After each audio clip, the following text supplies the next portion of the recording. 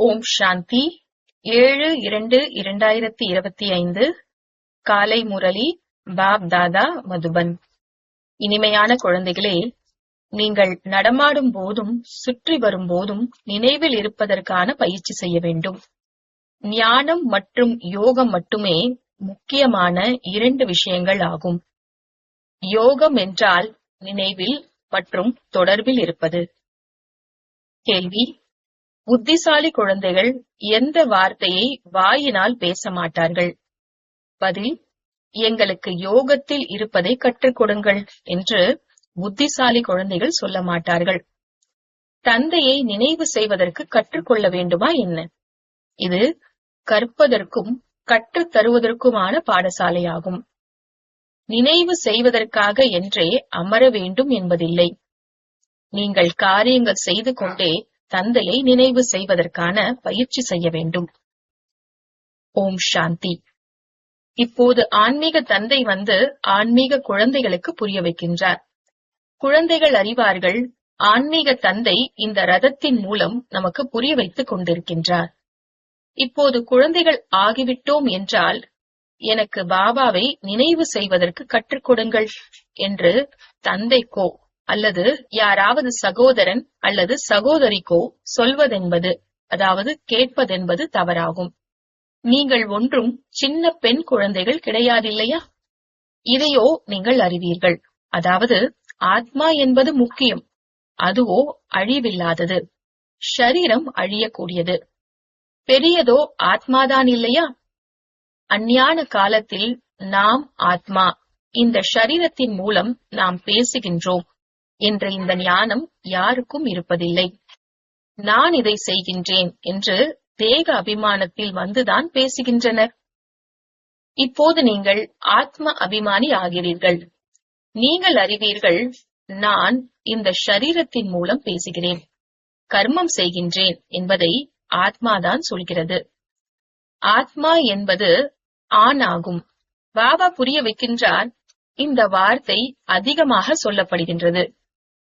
என்னை யோகத்தில் இருக்க வையுங்கள் என சொல்கின்றனர். முன்னால் ஒருவர் அமர்கிறார். இந்த சிந்தனையோடு, அதாவது நாமும் பாபா நினைவில் அமர்வோம், இவரும் கூட அமரட்டும். இப்போது பாடசாலை ஒன்றும் இதற்காக இல்லை. பாடசாலையோ படிப்பிற்காகவே உள்ளது. மற்றபடி இங்கே அமர்ந்து கொண்டு நீங்கள் நினைவு செய்து கொண்டிருக்க வேண்டும் என்பதில்லை. பாபாவோ புரிய வைத்துள்ளார். நடமாடும் போதும் சுற்றி வரும் போதும் அமரும் போதும் எழுந்திருக்கும் போதும் தந்தையை நினைவு செய்யுங்கள். இதற்கென்று விசேஷமாக அமர்ந்திருக்க வேண்டும் என்ற அவசியம் கிடையாது. இப்படி சிலர் சொல்கிறார்கள், ராம் ராம் என்று சொல்லுங்கள். ராம் ராம் என்று சொல்லாமல் நினைவு செய்ய முடியாதா என்ன? நடமாடும் போதும் கூட நினைவு செய்ய முடியும். நீங்களோ கர்மம் செய்யும் போதும் கூட நினைவு செய்ய வேண்டும். நாயகி நாயகன் ஒன்றும் விசேஷமாக அமர்ந்து கொண்டு ஒருவரை ஒருவர் நினைவு செய்ய மாட்டார்கள். வேலை மற்றும் தொழில்கள் முதலிய அனைத்தும் செய்ய வேண்டும். அனைத்தையும் செய்தவாறே தன்னுடைய நாயகனை நினைவு செய்து கொண்டே இருங்கள். அவரை நினைவு செய்வதற்காக என்றே எங்காவது சென்று அமர்ந்து கொள்ள வேண்டும் என்பதில்லை.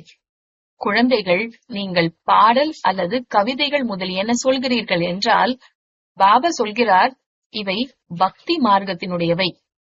சாந்தி தேவா என அழைக்கவும் செய்கின்றனர் என்றால், அதுவும் பரமாத்மாவையே நினைக்கின்றனர், கிருஷ்ணரை அல்ல. டிராமாவின் அனுசாரம் ஆத்மா அசாந்தியாகி உள்ளது. அதனால் தந்தையை அழைக்கின்றது. ஏனென்றால் சாந்தி, சுகம் மற்றும் ஞானத்தின் கடலாக இருப்பவர் அவர். ஞானம் மற்றும் யோகம் என்பவை முக்கியமான இருவேறு விஷயங்கள். யோகம் என்றால் நினைவு. அவர்களுடைய அட்டயோகம் முற்றிலும் வேறாகும். உங்களுடையது ராஜயோகம். பாபாவை நினைவு செய்ய வேண்டும், அவ்வளவுதான். தந்தை மூலம் நீங்கள் தந்தையை அறிந்து கொள்வதால் சிருஷ்டியின் முதல் இடை கடை பற்றி அறிந்து கொண்டு விட்டீர்கள். உங்களுக்கு அனைத்தை காட்டிலும் அதிகமான குஷியோ இதுதான். அதாவது நமக்கு பகவான் படிப்பிக்கின்றார். முதலில் பகவானுடைய முழுமையான அறிமுகமும் கூட இருக்க வேண்டும். இது போலவே முன்பு, அதாவது எப்படி ஆத்மா நட்சத்திரமாக உள்ளதோ அதுபோல் பகவானும் நட்சத்திரமாக உள்ளார் என்பதை ஒருபோதும் அறிந்திருக்கவில்லை. அவரும் கூட ஆத்மாதான். ஆனால் அவர் பரம ஆத்மா, சுப்ரீம் ஆத்மா என சொல்லப்படுகின்றார். அவர் ஒருபோதும் புனர்ஜென்மமோ எடுப்பதில்லை. அவர் பிறப்பு இறப்பில் வருகிறார் என்பதெல்லாம் கிடையாது. அவர் புனர்ஜென்மம் எடுப்பதில்லை. நான் எப்படி வருகிறேன் என்று அவர் தாமே வந்து புரிய வைக்கின்றார். திருமூர்த்தி பற்றிய மகிமையும் பாரதத்தில்தான் பாடப்பட்டுள்ளது. திருமூர்த்தி பிரம்மா, விஷ்ணு, சங்கரின் சித்திரங்களையும் காட்டுகின்றனர். சிவ பரமாத்மாய நமக என்று சொல்கின்றனர் இல்லை. அந்த உயர்ந்தவரிலும் உயர்ந்த தந்தையை மறந்துவிட்டுள்ளனர். திருமூர்த்திக்கு மட்டும் சித்திரத்தை கொடுத்து விட்டனர். மேலே சிவபாபாவோ கண்டிப்பாக இருந்தாக வேண்டும். இதன் மூலம் அவர்களுடைய படைப்பாளர் சிவபாபா என புரிந்து கொள்வார்கள். படைப்பினிடமிருந்து ஒருபோதும் ஆஸ்தி கிடைக்காது. நீங்கள் அறிவீர்கள், பிரம்மாவிடமிருந்து எந்த ஓர் ஆஸ்தியும் கிடைப்பதில்லை. விஷ்ணுவுக்கோ வைர வைடூரியங்களால் ஆன கிரீடம் உள்ளது இல்லையா? சிவபாபா மூலம் ஒன்றுக்கும் உதவாத நிலையில் இருந்து பெருமிதத்திற்குரியவராக ஆகியிருக்கின்றார். சிவபாபாவினுடைய சித்திரம் இல்லாததால் அனைத்துமே குறையுள்ளதாக ஆகிவிட்டிருக்கிறது. உயர்ந்ததிலும் உயர்ந்தவர் பரம்பிதா பரமாத்மா. இது அவருடைய படைப்பாகும். இப்போது குழந்தைகளாகிய உங்களுக்கு தந்தையிடமிருந்து 21 பிறவிக்கான ஸ்வர்க்கத்தின் ஆஸ்தி கிடைக்கிறது.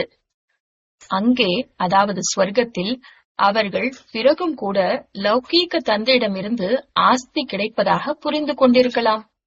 இது உங்களுக்கு இப்போதுதான் தெரிந்துள்ளது. அதாவது எல்லையற்ற தந்தையிடமிருந்து உயர்ந்த பலனை அடைந்துள்ளோம். இது உங்களுக்கு இப்போதுதான் தெரியும். இப்போதைய வருமானம் அங்கே 21 பிறவிக்கு நடைபெறும். அங்கே இது பற்றி தெரியாது. இந்த ஞானத்தை முற்றிலும் அறிந்தே இருக்க மாட்டார்கள். இந்த ஞானம் தேவதைகளிடம் கிடையாது, சூத்திரர்களிடமும் கிடையாது. இந்த ஞானம் இருப்பது பிராமணர்களாகிய உங்களிடம்தான். இது ஆன்மீக ஞானம். ஸ்பிரிச்சுவல் என்பதன் அர்த்தத்தை கூட அவர்கள் அறிந்திருக்கவில்லை. டாக்டர் ஆஃப் பிலாசபி என சொல்கின்றனர். டாக்டர் ஆஃப் ஸ்பிரிச்சுவல் நாலேஜ் ஒரு தந்தை மட்டுமே. பாபா சர்ஜன் என்றும் சொல்லப்படுகின்றார் இல்லையா? சாது, சந்நியாசி முதலானவர்கள் ஒன்றும் சர்ஜன் கிடையாது. வேத சாஸ்திரங்கள் முதலியவற்றை படிப்பவர்கள் டாக்டர் என சொல்ல மாட்டார்கள். டைட்டிலும் கொடுத்து விடுகிறார்கள். ஆனால் உண்மையில் ஆன்மீக சர்ஜன் ஒரு தந்தைதான். அவர் ஆத்மாவுக்கும் இன்ஜெக்ஷன் போடுகின்றார். அது பக்தி. அவர்கள் டாக்டர் ஆஃப் பக்தி என சொல்ல வேண்டும். அதாவது சாஸ்திரங்களின் ஞானத்தை தருகின்றார்கள். அதில் எந்த ஒரு பயனும் கிடையாது. கீழே இறங்கிக் கொண்டே செல்கின்றார்கள். ஆக அவர்களை டாக்டர் என்று எப்படி சொல்வார்கள்? டாக்டரோ நன்மை ஏற்பட செய்கிறார் இல்லையா? இந்த தந்தையோ அழிவில்லாத ஞான சர்ஜனாக இருப்பவர். யோக பலத்தினால் நீங்கள் சதா ஆரோக்கியமானவர்களாக ஆகிறீர்கள். இதையோ குழந்தைகள் நீங்கள்தான் அறிவீர்கள். வெளியில் உள்ளவர்கள் என்ன அறிவார்கள்? அவர் அழிவற்ற சர்ஜன் என சொல்லப்படுகின்றார். ஆத்மாக்களில் படிந்துள்ள விகாரங்களின் கரையை நீக்குவது, தூய்மையாக இல்லாதவர்களை தூய்மைப்படுத்தி சத்கதி அளிப்பது, இதற்கான சக்தி பாபாவிடம் உள்ளது. ஆல்மைட்டி பதீத பாவன் ஒரு தந்தை மட்டுமே. ஆல்மைட்டி, அதாவது சர்வ வல்லமை உள்ளவர் என்று எந்த ஒரு மனிதனையும் சொல்ல முடியாது. ஆக பாபா எந்த ஒரு சக்தியை காட்டுகிறார்? அனைவருக்கும் தமது சக்தியினால் சத்கதி அளித்து விடுகின்றார்.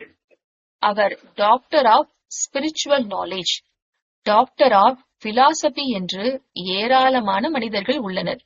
ஸ்பிரிச்சுவல் டாக்டர் ஒருவர்தான். ஆக இப்போது பாபா சொல்கின்றார், தன்னை ஆத்மா என உணர்ந்து தந்தையாகிய என்னை நினைவு செய்யுங்கள். தூய்மையாகுங்கள். நான் வந்திருப்பதே தூய்மையான உலகத்தை ஸ்தாபனை செய்வதற்காக. பிறகு நீங்கள் ஏன் தூய்மை இழக்கிறீர்கள்? தூய்மையானவராக ஆகுங்கள். தூய்மை இல்லாதவர்களாக ஆகாதீர்கள். அனைத்து ஆத்மாக்களுக்கும் பாபாவின் கட்டளை, இல்லற விவகாரங்களில் இருந்து கொண்டே தாமரை மலருக்கு சமமாக தூய்மையாக இருங்கள். பால பிரம்மச்சாரி ஆகுங்கள். அப்போது தூய்மையான உலகத்தின் அதிபதி ஆகிவிடுவீர்கள். இத்தனை ஜென்மங்களாக எவ்வளவு பாவங்கள் செய்திருந்தீர்களோ, இப்பொழுது என்னை நினைவு செய்வதன் மூலம் பாவங்கள் பஸ்மமாகிவிடும். மூலவத்தனத்தில் தூய்மையான ஆத்மாக்கள் தான் வசிக்கின்றனர். தூய்மை இல்லாதவர்கள் யாரும் அங்கே செல்ல முடியாது. புத்தியில் இதையோ நினைவு வைக்கத்தான் வேண்டும். பாபா நமக்கு படிப்பு சொல்லித் தருகின்றார் என்று. எங்களுக்கு ஆசிரியரை நினைப்பதற்கு சொல்லித் தாருங்கள் என்று மாணவர்கள் கேட்பார்களா என்ன? நினைவு செய்வது கற்றுத் தருவதற்கான தேவை என்ன இருக்கிறது? இங்கே ஆசனத்தில் யாரும் அமர்ந்திருக்கவில்லை என்றாலும் பரவாயில்லை. தன்னுடைய தந்தையை நினைவு செய்ய வேண்டும். நீங்கள் நாள் முழுவதும் வேலை, தொழில் முதலியவற்றில் இருக்கிறீர்கள் என்றால் மறந்து போகிறீர்கள். அதனால் இந்த 10-15 நிமிடமாவது நினைவு செய்யட்டுமே என்று இங்கே அமர்த்தி வைக்கின்றீர்கள். குழந்தைகள் நீங்களோ வேலைகளை செய்து கொண்டே நினைவில் இருப்பதற்கான பழக்கத்தை ஏற்படுத்திக் கொள்ள வேண்டும். அரை கல்பத்திற்கு பிறகு நாயகன் கிடைத்திருக்கின்றார். இப்பொழுது சொல்கிறார், ஆத்மா உங்களுக்குள் இருக்கும் கரை நீங்கிவிடும். நீங்கள் உலகத்தின் எஜமானனாக ஆகிவிடுவீர்கள். அப்படியானால் ஏன் நினைவு செய்யக்கூடாது? பதி, அதாவது கணவர்தான் உனக்கு குரு, ஈஸ்வர் எல்லாமே என்று பெண்களுக்கு மாங்கல்யம் அணிவிக்கும் போது சொல்கின்றனர். ஆனால் அவளோ பிறகு உற்றார், உறவினர், குரு முதலான அநேகரை நினைவு செய்கிறாள். அதுவோ தேகதாரியின் நினைவாகிறது. இவரோ பதிகளுக்கெல்லாம் மேலான பதி. அவரை நினைவு செய்ய வேண்டும். எங்களை நிஷ்டையில், அதாவது யோகத்தில் அமர்த்துங்கள் என்று சிலர் சொல்கின்றார்கள். ஆனால் இதனால் என்ன ஆகும்? 10 நிமிடங்கள் இங்கே அமர்கின்றனர் என்றால் அவர்கள் ஏக்கர்ஸ் நிலையில் அமர்ந்துள்ளனர் என்றெல்லாம் நினைத்து விடாதீர்கள். பக்தி மார்க்கத்தில் யாருக்காவது பூஜை செய்வதற்காக அமர்கிறார்கள் என்றால் புத்தி அதிகமாக அலைந்து கொண்டே இருக்கிறது. தீவிர பக்தி செய்பவர்களுக்கு நாம் சாட்சாத்காரம் பார்க்க வேண்டும் என்ற அதே ஈடுபாடு இருந்து கொண்டே இருக்கும். அந்த ஆசையோடு அமர்ந்து கொண்டு இருக்கின்றனர். ஒரே ஒரு ஈடுபாட்டில் மூழ்கி விடுகின்றனர். அப்போது சாட்சாத்காரம் கிடைக்கிறது. அவர்கள் நௌதா, அதாவது தீவிர அல்லது கண்மூடித்தனமான பக்தர்கள் என சொல்லப்படுகின்றனர். எப்படி நாயகி நாயகன் உள்ளாரோ அதுபோல் அவர்களின் பக்தி உள்ளது. உண்ணும் போதும் அருந்தும் போதும் நினைவு இருந்து கொண்டே இருக்கிறது. அவர்களிடம் விகாரத்தின் விஷயம் இருப்பதில்லை. ஷரீரத்தின் மீது பிரியம் ஏற்பட்டு விடுகிறது. ஒருவர் மற்றவரை பார்க்காமல் இருக்க முடியவில்லை. இப்போது குழந்தைகளாகிய உங்களுக்கு பாபா புரிய வைக்கின்றார். என்னை நினைவு செய்வதன் மூலம் உங்கள் விக்கர்மங்கள் விநாசமாகிவிடும். எப்படி நீங்கள் 84 பிறவியை எடுக்கிறீர்கள். விதையை நினைவு செய்வதன் மூலம் மரம் முழுவதும் நினைவிற்கு வந்துவிடும். இது பலவித தர்மங்களின் மரம் இல்லையா? இது உங்களுடைய புத்தியில் மட்டுமே உள்ளது. அதாவது பாரதம் பொன் யுகத்தில் கோல்டன் ஏஜ் ஆக இருந்தது. இப்பொழுது இரும்பு யுகத்தில் அயன் ஏஜ் ஆக உள்ளது. இந்த ஆங்கில சொற்கள் நன்றாக உள்ளன. அவற்றின் அர்த்தம் நன்கு வெளிப்படுகின்றது. ஆத்மா உண்மையான தங்கமாக உள்ளது. பிறகு அதில் கரை படுகிறது. இப்போது முற்றிலும் பொய்யாக ஆகிவிட்டுள்ளது. இது அயன் ஏஜ் என சொல்லப்படுகின்றது. ஆத்மாக்கள் இரும்பு யுகத்தினராக ஆவதால் ஷரீரமும் அவ்வாறே ஆகிவிட்டுள்ளது. இப்போது பாபா சொல்கின்றார், நான் பதீத பாவன். என்னை மட்டுமே நினைவு செய்யுங்கள். நீங்கள் என்னை அழைப்பதே பதீத பாவனா வாருங்கள் என்றுதான். நான் கல்ப கல்பமாக வந்து இந்த யுக்தி சொல்கிறேன். மன்மனாபவ, மத்யாஜி பவ, அதாவது ஸ்வர்க்கத்தின் எஜமானன் ஆகுங்கள். எங்களுக்கு யோகத்தில் மிகுந்த மஜா வருகிறது, ஞானத்தில் அந்த அளவு இல்லை என்று சிலர் சொல்கின்றனர். அவ்வளவுதான். யோகா செய்துவிட்டு இவர்கள் ஓடி போவார்கள். யோகாதான் நன்றாக உள்ளது, எங்களுக்கோ சாந்தி வேண்டும் என சொல்கின்றனர். நல்லது. பாபாவையோ எங்கே வேண்டுமானாலும் அமர்ந்து நினைவு செய்யுங்கள். நினைவு செய்து செய்தே நீங்கள் சாந்தி தாமத்திற்கு சென்று விடுவீர்கள். இதில் யோகா கற்றுத் தருவதற்கான விஷயமே கிடையாது. தந்தையை நினைவு செய்ய வேண்டும். இதுபோல் அநேகர் உள்ளனர். சென்டர்களில் சென்று அரை அல்லது 3/4 மணி நேரம் அமர்ந்து கொள்கின்றனர். எங்களை நிஷ்டையில், அதாவது யோகத்தில் அமர்த்துங்கள் என்றோ, பாபா எங்களுக்கு யோகத்தின் புரோகிராம் தந்துள்ளார் என்றோ சொல்வார்கள். இங்கே பாபா சொல்கிறார், நடமாடும் போதும் சுற்றி வரும் போதும் நினைவிலேயே இருங்கள். அப்படி இல்லையெனில் அமர்வது நல்லது. பாபா தடை சொல்வதில்லை. இரவு முழுவதும் வேண்டுமானாலும் அமருங்கள், ஆனால் இரவு மட்டும்தான் நினைவு செய்ய வேண்டும் என்று இருந்துவிடக்கூடாது. வேலைகளை செய்து கொண்டும் கூட நினைவில் இருப்பதற்கான பழக்கத்தை ஏற்படுத்திக் கொள்ள வேண்டும். இதில் மிகுந்த முயற்சி உள்ளது. புத்தி அடிக்கடி வேறு பக்கம் ஓடிவிடுகிறது. பக்தி மார்க்கத்திலும் கூட புத்தி வெளியில் ஓடிவிடுகின்றது. பிறகு தனக்குத்தானே கொட்டு வைத்துக் கொள்கின்றனர். உண்மையான பக்தர்கள் பற்றி இவ்வாறு பேசப்படுகிறது. ஆக இங்கேயும் கூட தனக்குத்தானே இதுபோல் பேசிக்கொள்ள வேண்டும். பாபாவை ஏன் நினைவு செய்யவில்லை? நினைவு செய்யவில்லை என்றால் உலகத்தின் எஜமானனாக எப்படி ஆவீர்கள்? நாயகி நாயகனோ பெயர் வடிவத்தில் சிக்கிக் கொண்டிருக்கின்றனர். இங்கோ நீங்கள் தங்களை ஆத்மா என உணர்ந்து தந்தையை நினைவு செய்கிறீர்கள். நாம் ஆத்மா இந்த ஷரீரத்தில் இருந்து வேறாக உள்ளோம். ஷரீரத்தில் வருவதால் கர்மம் செய்ய வேண்டியுள்ளது. அநேகர் இது போலவே உள்ளனர். எங்களுக்கு காட்சி கிடைக்க வேண்டும் என சொல்கின்றனர். இப்போது என்ன காட்சி பார்ப்பார்கள்? அவரோ புள்ளியாக உள்ளார் இல்லையா? நல்லது. கிருஷ்ணரை காட்சியாக பார்க்க வேண்டும் என்று சிலர் சொல்கின்றனர். கிருஷ்ணரின் சித்திரமும் கூட உள்ளது இல்லையா? ஜடமாக உள்ளதை பிறகு சைத்தன்யமாக பார்ப்பீர்கள். இதனால் என்ன நன்மை ஏற்பட்டது? சாட்சாத்காரத்தினால் நன்மை எதுவும் கிடையாது. நீங்கள் பாபாவை நினைவு செய்வீர்களானால் ஆத்மா தூய்மையாகும். நாராயணனின் சாட்சாத்காரம் பார்ப்பதால் நாராயணனாக ஆகிவிட மாட்டார்கள். நீங்கள் அறிவீர்கள், நம்முடைய நோக்கம், குறிக்கோள் லக்ஷ்மி நாராயணன் ஆகுவதுதான். ஆனால் படிக்காமல் அதுபோல் ஆக முடியாது. படித்து திறமைசாலி ஆக வேண்டும். பிரஜைகளையும் உருவாக்குங்கள். அப்போது லக்ஷ்மி நாராயணன் ஆவீர்கள். முயற்சி வேண்டும். பாஸ்விதானர் ஆக வேண்டும். அப்போது தர்மராஜின் தண்டனை இருக்காது. இந்த இனிய குழந்தைகள், அதாவது பிரம்மா துணையாக உள்ளார். நீங்கள் வேகமாக செல்ல முடியும் என்று இவரும் சொல்கின்றார்.